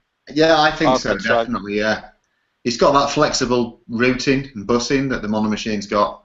It's got a synth engine built in as well. It's got a sequencer built in. It just does everything. And for me, like the Octatrack is a live performance tool. It's very much geared up for that. You want to drag some samples in on the fly, you can do that. You want to capture things on the fly, you can do that. You can kind of do that with the Chroma, high quality as well, no? Octatrack. Yeah, very high quality. Compared with this one is more gritty. Yeah, that's I think that the sort of big difference between the 2 units is that the Octatrack's very powerful, but it's very predictable. If you want to achieve a specific result, you're going to get it with the Octatrack. If you want something to play with and you've no idea where you're going to end up, the Deformer is the machine. It is the best happy accident thing I've ever come across. That's interesting. Yeah, cool. Well, we'll look forward to seeing more of that from you in bits of performances. And people, if they haven't seen, go look at Blue Wolf 7. There's some videos both on Sonic State and my channel with bits of performances, and it's been good to see how each of these events comes around where you perform, Phil, that you had all Electron, then Electron and Modular. You're talking about potentially going all Modular. The Deformers come up. Nice to see how it's developing. Just want to go back to the other one you mentioned, the Phonogene. How are you using that? Is it a bit more... That seems like a happy accident machine. Yeah, again, they're talking of comparisons. People compare it to clouds, and again, it's chalk and cheese. Yeah, it is. Very, very differently. Yeah, I mean, I look at it much more as a tape machine, in all honesty. It's like scrubbing a tape player. I kind of use it a lot more like that. Yeah. So that's a great module. I have this as well, and I totally second what you're saying. I really love it. Some people don't get on with it. Think it's kind of too complicated. It does look a bit strange when you first look at it with these kind of squiggly lines everywhere, but it's really great. You know, really, really good for just doing like tiny like micro sounds and things like that. With the gene shift input, superb. Yeah, I mean, you're talking about microsound. I mean, you're talking about like a tenth of a second, manipulating grains at like a tenth of a second. That's phenomenal. Yeah. There's a really cool thread of on Muffs, which is just pieces of music. It's just a whole thread dedicated to music from Phonogene. Anybody who's interested in it, it'd be well worth your while looking at that and going through that thread. Some incredible stuff on there. There's a really nice example from Robin Rimbaud, Scanner, of I think it's sort of a remix he's done, taking someone else's audio with piano playing through the Phonogene and the rest of the setup he's got. Sounds really good. I know Robin sometimes watches, so Robin, write tea cakes in the comments if you've heard your name drop. Yeah, the Phonogene. It seems to me the Phonogene, if you took like a drum break in it, is it easy to sort of slice to the transients in the drums, or am I thinking about it the wrong way altogether? No, well, I don't know what Phil thinks this. I'd say no, it's not easy. But but having said that, every time I've done it and tried to do it, I always come up with something better than what I was trying to do in the first one. You know, because you're trying to hit these bits, these areas, you know, like, and I personally can never get them right. I mean, you can do it over CV as well. You can drop in the cuts over CV. All right. So if he's kind of missing the whole spirit of it, really. But if you had a clocked input and a divider, you know, with an overclock single to do the splicing, it would easily cut in time and play in time. Yeah, you can do that. But yeah, I just like trying to purposely hit it, and then you don't get that. But then you always get something that's quite. Because obviously it's still going to be kind of in time, but your samples starting in odd places, and that's what I like about it. You could, again, as Phil was saying about the other people, it's like, the Octatrack, you'll go to that, it will put everything in time for you, but this won't. It's a total happy accident machine. Yeah. Whereas, like with clouds, anything you put in the clouds, let's be honest, you can put just about anything in the clouds, it's going to sound good. It's just everything sounds very, very sweet. Phonogene is not like that at all. It's very, very hit and miss. You'll be agonising over something 1 minute, and the next minute you'll just be on cloud 9, absolutely elated. Yeah. If you were going to go and play live, I'd be taking clouds. But if you're going to experiment in the studio, I'd be using Phonogene, I think. Yeah. All right.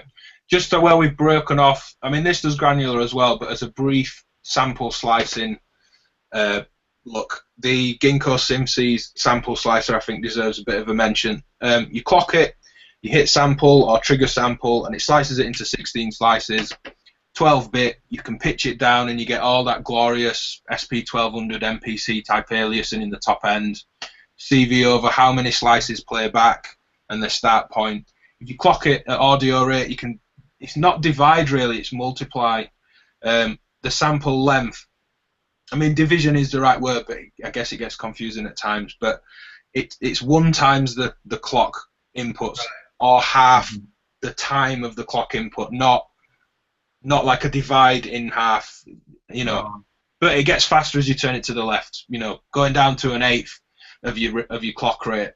So you're actually multiplying it up, and you can get some really cool scattered granulary sort of stuff. It works really well. Again, I'm mentioning my own videos a lot tonight, but at Superbooth, the Ginkgo SimC's video that me and you got, Matthew, with Jan himself, he was running a Fisher-Price, figure a Miles Davis record in, so obviously completely unsynced. He was just scattering sound through a random CV, and it sounded amazing. Maybe more on the lines of how you'd approach the Phonogene happy accident machine. Yeah. Have you guys used Time Safari, the Harvestman one? No, I'm not. Also like a sampler / delay with expander as well. How does it work as a? I haven't used it. I'm just asking if anyone of you used it. I know it has like 2 sliders for start and end of the sample, and you can do like a delays with it as well. But all Harvestman stuff is pretty glitchy, so I guess this one is as well. Yeah, so it's again sampling, but I sort of see how the delay works, and it's repeating a sample back with decreasing volume. Sounds like a feedback trail. No, I haven't. But that sounds interesting. I know it was compared quite a lot to Phonogene, but well, because it has the record thing. But it's also totally different. I really like the idea of these having a sound and being different and having a character, because I think ultimately, I know not everyone, and I've said this probably nearly every single show, but I'm quite happy with a computer still. So if I want absolute precision, I'll turn my computer on. Yeah. So I really like devices that have a character. So for me personally, I don't know Eva Machine well at all, but like with the Gofferman Octatrack thing, I think I'd go with a Deformer. The Gofferman. I like the idea of it being a bit gritty and full of character. Yeah, you'd like the Phonogene as well for that unpredictability. Yeah. You mentioned clouds, which I think as soon as people saw we were talking about effects, they were probably queuing up to talk about putting rings into clouds. It's what every single person. Oh, I've never done that, Ben. What everyone and their dog's doing, in it, rings into cloud. But yeah, there it is. Granulator. It's got reverb built in. There's looping delays. CV over everything. You can have it track a volt per octave, stereo in, stereo out. Do you want to sort of kick us off with clouds, Matthew? You've got your patch example, the clouds drone.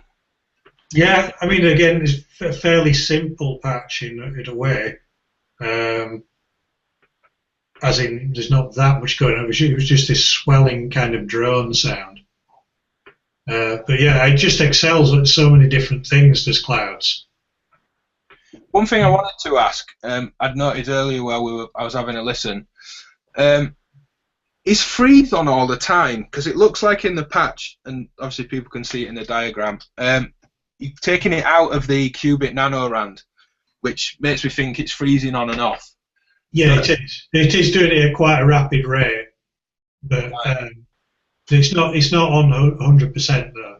Because it seems to sort of, it's really sort of frozen, for want of a better word. It's just dense and saturated, which I thought would mean you'd frozen it and you were doing a lot of modulation over the grains, and that's where the sort of... Yeah, it's really subtle, because I did try this patch with the freeze, as you just mentioned, completely on, and it sounded completely different again. And it was just, again, another one of those things where fast, rapid, random freezes were just letting enough of a non-frozen bit of information in to make a variation. Right. You've got the volt per octave coming out your quantizer from the Turing machine. How fast is that moving? Because there's no sort of obvious discernible pitch change going on. No, that is the opposite. That's really quite slow. Right. Okay. And then the other thing, and we'll come on to rings and resonators specifically, but you've got the maths output modulating the frequency on rings. Yeah. Only a small amount with that one. Very subtle and very slow. So I'm going to say there's no obvious like LFO vibrato or... No, it's super slow. It's just kind of just moving it ever so slightly up and down. Yeah. That works really well. I mean, have we all got clouds? Is it the one of the modules that we've all got? No, I don't have one. Oh, yeah. You did have Radek, sorry. You win, Radek. I thought everyone had. I might build it actually. I was talking with Steve the other day. Right. Because there is there are PCB boards I think available, so you can build one. Yeah. Someone did a through-hole clouds, and which backwards engineering it to through-hole must have been a challenge in itself. But there is the SMT builds as well. Yeah. Well, cool. I don't know what else to say about clouds, really. I think everyone knows what it does. It has a certain sound. The sampling time is reduced. As the sampling time increases, the quality of the sound decreases. It definitely imparts a sound. Does it have a delay as well? Is there a delay? There's a looping delay mode. It's got 4 modes. There's the normal mode, looping delay, a time shift and a pitch shift in one, and then the spectral madness mode, which is a bit like Paul Stretch. You know those demos where people are running like a Justin Bieber song into Paul Stretch 400 times slower, and it's 3 minutes of a hit Bieber song is an hour. That's the only way I can listen to Justin Bieber, anyway.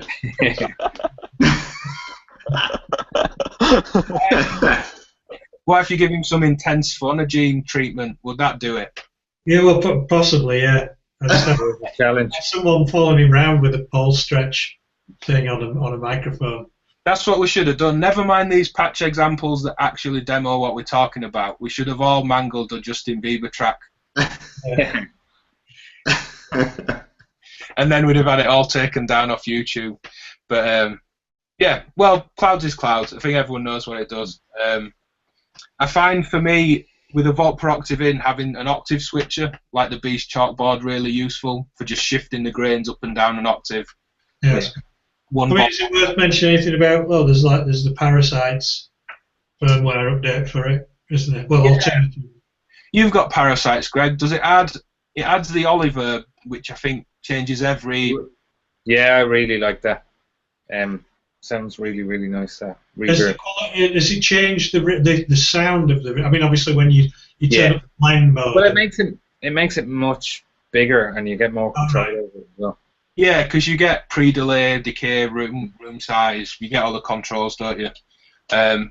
They do sound really good. It's the same on Elements, which again. I love the reverb on Elements, so I was blown away by that. And I think Olivier said somewhere, this is just super primitive reverb I've added just for the sake of it. He almost sort of shunned it off from what I can remember.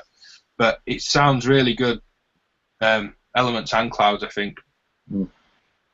Well, we've mentioned them a couple of times, but resonators, there's only really Elements, Rings, and the Parasites firmware adds the resonator to Clouds as well. Am I missing any more? There's a cool one in the Owl as well. I That's forgot the name. It's really nice. There's the Indian drone box in the Owl. Yeah, that's the one. It models, a bit like one of the modes on Rings, it models the symbol. Yeah, it's really similar to Rings, yeah. Yeah, because on a sitar you get strings you play, like a guitar, but then, sounds like I'm lecturing if you know what this is, but for those that don't, it has a set of sympathetic strings which are tuned to the root or a chord or whatever the piece of music is, and that just drones, these notes just drone as part of the body of the instrument, and there is that drone box in the Rebel Tech Owl, which is really good. I'd love to hear that. Yeah, it's really nice. 4 CVs over it as well. It's great running percussive things through and letting these sympathetic strings sort of vibrate and drone on a little bit. Have we all got Rings? Yeah. Yeah. Guilty. That's the only mutable module I have, actually. All right. Well, we'll start with your patch example for Rings, Radek. Obviously, we've looked at it from a Modcan point of view. It's got several modes, and I have not really explored these modes yet in Rings. I think you said it's in the red. Yeah, I went through all of them once I got it, but then I'm just using red one at the moment. Right. It has really nice reverb and percussive kind of sounds. It's really, really nice. So was that just used as a sole sound source for you a lot of the time? Just it provides. Yeah, just to add a bit of space and percussive sounds as well. Do you in this particular patch. Right. Do you use it as a processor much? No, I sequence it from the Stilson Hammer in this one. Okay. So like in this patch, it's modulated through different sources that I mix in SSM, WMD. Yeah. Sequential switch matrix, which is really nice actually for mixing CV and audio as well. I should have mentioned that earlier as well. It's really, really nice. You have basically like 16 presets of different routings. I use it either as a patch bay just to route signals, but in this one I was using like 3 or 4 different presets, so like matrices, and I send like maths, I think, double Endori, and I think the quad LFO inside. Yeah. And then that changes different filters and opens the envelope on double Andori. That's a really nice way of getting. You should have mentioned that at the start. Having a switch for, like you said, yeah. TV. That's cool. But this is an amazing module. It's really, really good. Yeah. Both for sending like different sound sources to different effects or to CV. It's really, really nice. Sometimes I use it for both. So like, it has like 4 ins, 4 outs. So I use like a couple of channels for audio and other 2 for CV. Yeah. And I guess you can have those crossover as well. If you want to route the audio as a modulation source, you can. Let them cross paths almost. Rings is in your patch as well, Matthew. The Japanese ice cream van, going back to it. Yeah.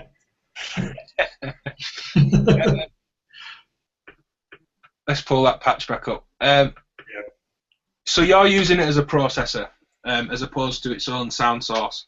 Yeah, I've got it in the sympathetic strings mode as well. Not as well, as differently to what Radek was doing his. But then I've also got the output of the liquoric going into the input of rings, and then I'm sort of modulating the liquoric, the sort of the fold and the dampening. So yeah, it's kind of heavily. So the rings is being like heavily modulated. But I absolutely love using it to put external sound sources in. I just think it just really comes alive then. Well, we don't have a patch for it, but that's definitely the sort of beauty of elements over rings. When rings came out, a lot of people said, "I have elements. Should I get it? Should I just get rings? And elements worth it?" Certainly for modal synthesis, which is what this is. Well, I do have elements, and it's like I think that's an addition to, not a replacement of, either or of them. They complement each other really, really well. Yeah, well, certainly for modal synthesis, you need, well, you don't have to, it could be static, but you need to be able to modulate and change that impulse and exciter that actually runs into the resonator, which is why that left-hand side of elements, which isn't its own module like the right-hand side and rings, you've got the strike, you've got all the little samples, the drumsticks hitting surfaces, plectrums, strings being plucked, all the different granular noises. I really like that side of elements, and I don't think that gets enough recognition, really. Oh yeah, me too. I think it's great. But yeah, I think a lot of people maybe just maybe seen rings or maybe interested in it, just thinking, oh, I can just stick 1 volt per octave source in here and then the output out. Well, and it will work, of course it will work, but you're kind of missing all the fun by not mixing your own bits and putting them into there. It really comes alive then. Yeah, because it's got that slope detector on the volt per octave, it will fire its own impulse into the resonator. But it's not a limited sound palette by any means, but you're limiting your options if that's the only thing you use. Yeah, definitely. As you said. A very, very interesting module to use with rings in that kind of application is the Nomad, the receiver. Yeah, the radio module. Yeah. I love using a piston Honda with it. Yeah? Yeah, I think like complex oscillators are really good with it. Yeah. Yeah, anything that's complex, really. The more complex, the better. Yeah, I mean, that's why I was I was heavily modulating the liquoric, and it just responds. It's almost like going, give me more data, it just loves it. With other types of resonators, I said I can't think of any others that work that way, but we've got the EQ and filter-based spectral multiband by 4MS, which gives you sort of 6 EQ notches. You want to kick us off with your patch for that one, Matthew? It's another patch example we've got. Yeah, I mean, I've heard a lot of people sort of say, oh, do I really, I like the look of that module, but is it just a one-trick pony? Does it just do that nice kind of resonant wash? And like, yeah, of course it does that, but again, it's just another one that just responds to your imagination, as it were, by sticking in interesting sound sources. And of course, it's completely all CVable. You know, every single bit of it's amazingly CVable. And you've got all these different kind of like scale modes and stuff. And I mean, the great thing is just being able to CV the morph and spread of the spectrum, which is just fantastic. I mean, you just do that all day long through a delay or a reverb. It just sounds great. Yeah, what's really cool for those into more not resonant washes, that it does really well. But if you keep the resonance down, use it like a 6-band EQ. Find an EQ shape for, say, a saw wave at the input, and then take your 1 volt per octave sequence that's going to your oscillator to the 1 volt per octave inputs on the spectral multiband, and it's like a pitch tracking filter, but copper 6-band sort of EQ control. Great having those outputs as well for each of the frequency bands. You know, that spits out CV from those. It's great. Yeah, and the envelope followers. It's really good if you spread the voices out through the morphing on like a drum break. You can sort of isolate the kick, the hi-hat, and the snare, and then get the envelope follower for each of those EQ bands. You can pull a lot of data out of audio that way. Really cool module. Shelves as well is great as a sort of pitch tracking EQ. More basic than spectral multiband. That's all analog. The spectral multiband's sort of clever digital. I use the L1. It's really nice EQ, voltage control EQ. Yeah, it's like four bandpass filters. It's amazing. Really nice quality. I was using it actually in my patch as well, like after a Harvestman case. Yeah, you said that's got that like magic quality that everybody seeks. You know, is this the magic bit of gear that'll give my music a certain shine? That I think it's really nice on the high, especially like it can boost like the high spectrum. It's really nice. And I like to patch. Like if I had the melody, like the main melody from Piston Honda, I just patch to the level of the master frequency there, and then it's like all the bands follow that. It's really nice. And it's kind of similar to shelves, but I think it uses different touch chips. I think. Yeah, and more ins and outs, and bigger, more. Yeah, I mean this is I absolutely love the sound. I mean, and radical noise of the Surge resonant EQ, but I mean the only thing that anyone ever says is it sounds amazing, but I wish you could have CV control over frequency bands, and you've got it there. Yeah, it also the Surge is set frequency bands as well, as opposed to being variable, sweeping frequencies up and down. You've just got level over the bands, don't you? Yeah, but there is 10 of them, so I guess. What it does have, and it's all on the, it was first on the Fonk page for the DIY build that I saw of it. The bands, and it was Surge that decided this, obviously his design. They're tuned in 7s rather than octaves, on the basis of if you have an EQ that's 55 Hz, 110 Hz, 220 Hz, 440 Hz, they're all an A, so that all the peak of those EQ notches are reinforcing a certain frequency and key, if you like. Tuning these in 7s is more akin to sort of natural resonances in materials with the research that was done, and that's why. That's interesting. It sounds fantastic though. That's the version I've got, the Slider DIY version. Really nice. On the random source one. So is that in actual 7s? Surely it's 7 steps, so it's a 5th. Is that right? Let me talk amongst yourselves. I'll. I'm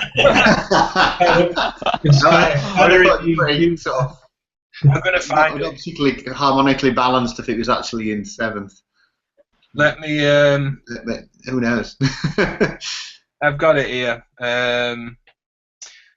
The non-common spacing avoids the common effect of accentuating a resonance in one key, rather than using octave or third octave spacing between the bands. The resonance EQ's bands are much more interested in producing formant peaks and valleys, similar to those in acoustic instrument sounds. Where's it say 7s? I'm sure I've not made this up. Type it in quick.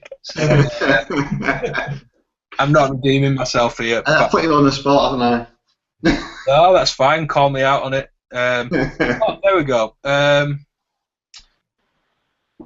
Except for the top and bottom frequency bands, and again there's 10, all other bands are spaced at an interval of a major seventh. Major seventh, really? Wow. I'll pull it up so people can obviously not read all the text because it's a bit intense, but just so you can see where it is. I mean, if you search... The general idea anyway is that it's not like a conventional equalizer. They're done in a musically sensible way, aren't they? Yeah. I mean, just search Surge Res EQ. This was the first that came up, and there's the 1982 catalogue there on the font post going into detail. So yeah, interesting. It certainly sounds very good. You know. Yeah, it makes things sound really acoustic, almost like an LPG in some ways. I mean, it's playing into the sort of fixed filter bank that's in the Moog format as well. Yeah. Different approach, but you know, a similar thing of being able to really carve out these spaces. But on Random Source one, there's the amazing feature is the feedback knob. Yeah. Which makes it just amazing. I did wonder if that's why there's 2 of every output on the slider version and 2 inputs to facilitate you taking it back. You don't have the feedback knob pre-routed, but 2 ins, 2 outs at the bottom. So yeah, feedback on it sounds great. Moving on, last type of effects before we sort of wrap up. Distortion. You don't see it much. I guess people use pedals and other bits of stuff. Does anyone use any distortion of any kind in modular? Yeah, loads. In what sense? Driving things hard or actual modules? Or? Yeah, I mean, there's 2 ways I do it. And obviously, coming into filters, particularly the Coma, the 201, hit that because it's got you can actually drive the input on it really, really hard, and then attenuate your output, and you can get that to really, really break up. So I use that a lot. And then the other thing, of course, is the which is, if you want to get nasty, there's nothing like it. Absolutely nothing like it. It's why more people are not using it and why it's not getting more attention is absolutely beyond me. But you've got like the bitrate reduction on it and the sample rate reduction. Me and Ben were talking about this the other day. It's like, it's bitrate reduction, then surely an octatrack should sound just like a deformer. It's bitrate reduction. It should be the same, shouldn't it? It's not, and I don't know why. I don't know what's going on, but there's a huge difference when you compare the 2 units. Yeah, because we were saying if you're going to split something down to say 6 bits of data, that's digital. That's 6 bits. That should just be what that is. So I don't know why. It might be converters or other, different parts of the setup within it. Yeah. I think it's probably the sort of sum of its parts that bring all that together. But sound-wise, I'm getting similar sound of the Harvestman modules, to be honest. Right. I have like 104 HP of Harvestman stuff, and that's where I get the distorted sounds.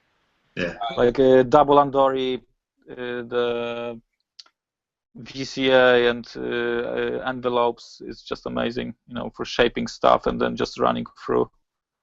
Yeah. And then Piston Honda for wave shaping or oscillator, Yeah. It's just amazing. You can just run stuff through it, and it's just amazing wave shaper. Yeah. Well, we've covered all different drive types really. Overdrive, distortion, standard stuff. Tubes, the Erica Sim Fusion stuff's really good. I didn't have time to make any examples, but all of that, the ring mod, the delay, the filter, which is really good, and the mixer's really good as well. The VCA and mixer are my favourites. Really good tube tone. There's Metasonics. Yeah, I was just going to mention Metasonics. Has anybody had any sort of hands-on with their stuff? I've one of the discontinued VCAs, and it's very good. With a wavetable in, something really opposing like an E350, gorgeous, glassy, smooth wavetables moving, and then just slam the hell out of it. Really good. I can't remember what it was. I think it was like the R54 or 52. Something like that, yeah. Whichever one's the discontinued one, there is a newer version of it. But yeah, really good. And you've got, tubes standing out of your modules.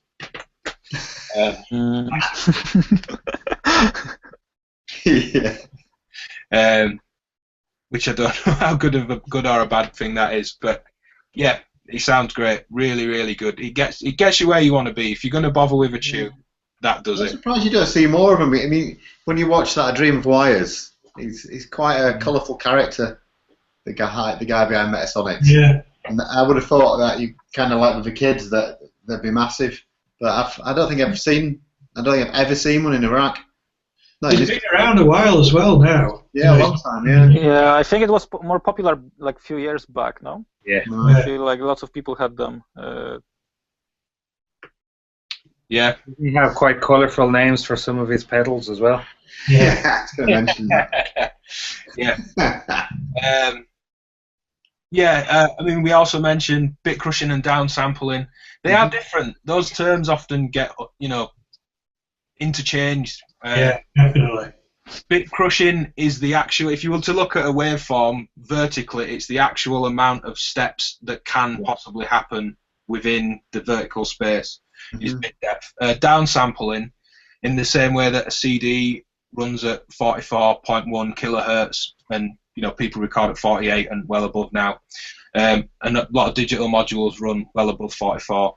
But that's horizontal. That's how many samples per second. That's in hertz. It's time related, and they are a different sound. But I think people just say bit crush for both. Yeah. And it's one that you see. And I think, not people being arsey in any way, but, it's one that you see people correcting people on a lot. People just seem to say bit crush for both. Downsampling that's tied to volt per octave is really cool with a sample and hold unit. So clocker, send your pitch sequence to a separate oscillator, take its square wave out, put that into the clock rate of a sample and hold, take your actual oscillator that's your audio, what you want to listen to, let's say a triangle wave, put that into the sample and hold, and then play with a downsampling. And because you're using the square wave from another oscillator, you can get, or even use the same one, just two waveform outs, you can get sort of volt per octave following downsampling, which works really cool. So nice. Yeah, that sounds good. And in the same way you would with a filter, lots of people and lots of units do it on mono synths. I think this Yamaha was earlier. Lots of filters volt per octave track by default.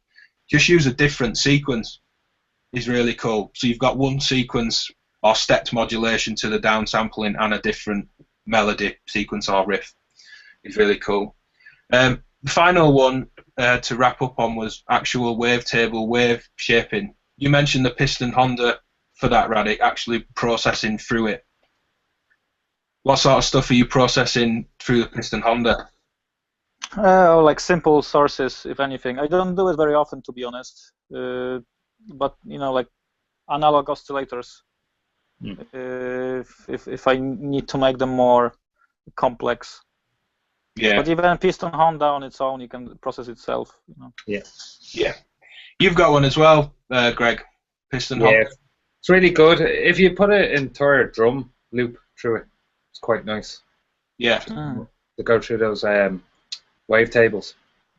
Well, that's quite glitchy, distorted type stuff. Yeah. Seamless link, and until I interrupt you and tell you it's a seamless link. That's exactly what I did with the. That's exactly what I did for the other patch example. It is actually quite similar to this. I have listened to this patch. It does sound quite similar to what this does. Yeah. So in that patch, you've got the A119 taking an input from a pocket operator, the PO12 from Teenage Engineering. That's a great little thing. Everyone should pick one of those up for some fun, but it sounds great on a big system as well. Running that into the WMD, that's got all the distortion we've mentioned in. The input I'm going to, the second in down from the top, is just the general input that you can drive, and you hear me turn that volume up and down and how it clips and drives on top. The top of the module has a preamp and a tone switch that you can really drive, like a sort of guitar preamp type stage. You've then got bit crushing and downsampling, and you hear a little bit of manual knob twiddling in the demo before I put CV in, and then 250 odd wavetables to run your sound through. and you can see that it's sample and hold outputs and a slow output, slow random from the SSF ultra random, just cycling through the waves. So by the end of that patch demo, like I said, it's all manual wiggling and then CV control. It loops for a while and then I pull it all back again and turn the input volume down and it cleans up. Really nice with drums. I think anything varied on the input, you know, anything with any dynamic to it, not just a static drone, I really like, because those wavetables react differently at different input levels. There's a video, if you search WMD Geiger counter wavetables, I just put a triangle in and did a video where, you know, volume of the triangle is just swelling up and down. You can hear how it's reacting. So yeah, anything anyone wants to sort of mention effects-wise? That's sort of a wild, big overview of effects. Lots of examples for people to check out. Schleiman MF6 is amazing. It's a filter, but you can make really nice wave shaping. Yeah. With it, it's like a kind of slightly gentler Sherman filter bank. Have you ever played with this one? Yeah, they're pretty wild. Yeah, it's maybe not as wild, but it's probably module-wise, it's the closest. Really nice. That sounds cool. It has like different stages of saturation. You can patch it before or after. So you have like either hard or soft saturation as well. Yeah, pre and post filter. Mm. That sounds cool. Anything from anyone else? Anything we've missed?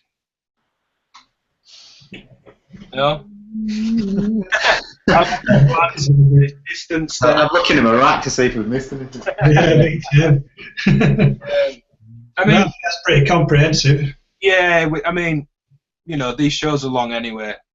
You know, that's what we do, long form stuff. But yeah, we wanted to cover everything, and I think we have pretty much. Again, people watching, comment if we missed anything. We'll chat in the comments about it. We're just going to comment tea cakes now. Yeah, man. I'll sign off on tea cakes. A loving message about Yorkshire bread. I'm trying to figure out how to CV my tea cake. But yeah, we'll probably do a show on delays, because there's a lot of delays, and it'd be really cool to do a lot of different patch examples for that. Each one of these warrants drilling down into, doesn't it? Yeah, spending an hour on distortion and an hour on reverb and really nailing down some things. But hopefully it's been useful for people with the examples, all linked below. Go check out, where can people check out your music and what you're up to, Radek? Oh yeah, it's on either Spacefight or RP Duo pages, Bandcamp. So search Spacefight or RP Duo. RP Duo or my name as well, like on my website. I have links to. Anyway. Yeah. Description. And certainly for you, Phil, unless you've another place you want to guide people, put Blue Wolf 7 in YouTube and check out how things are developing and these performances are changing. Yeah, some stuff on YouTube and some stuff on SoundCloud as well. And there's even a web page, Blue Wolf 7. You'll find that. Yeah. We'll put links in. Yeah, by the time this is up, we'll have either just had or will be having the big Leeds event, Modular Meets, that me and Phil organise, and Matthew's sort of in on Modular Meets as well now, pulling everyone in on everything. So we'll see what changes in your setup for that one. Certainly interesting to see. Yeah, anything to sign off on of any note, on topic or not? No, I think that's it. No. All upset Greg and stick up for me that tea cakes are just plain white bread rolls. And if it's sweet bread, it needs to be a currant tea cake. It's a back and a currant bun. I got absolutely slated by, well, I was in Ireland about it. People weren't having any of it. We're all fairly close. I think everyone's on the same page by you, Greg. They have soda bread over there, though, don't they? Yeah, we have soda bread. It's a different thing altogether. Yeah. That's like tipping lemonade in your bread roll. I'm not interested in that.